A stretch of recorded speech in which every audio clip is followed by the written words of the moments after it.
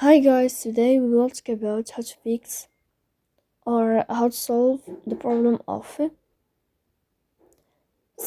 stuck on loading on the application of Discord. We go to settings. Here we click on apps, default apps, app settings. In this page you will search about Discord and you will click here. In this page of app info you will click on first stop and you will click OK. Here in this page we click on storage, then we click on clear cache, but pay attention, don't click clear data because that can delete your account.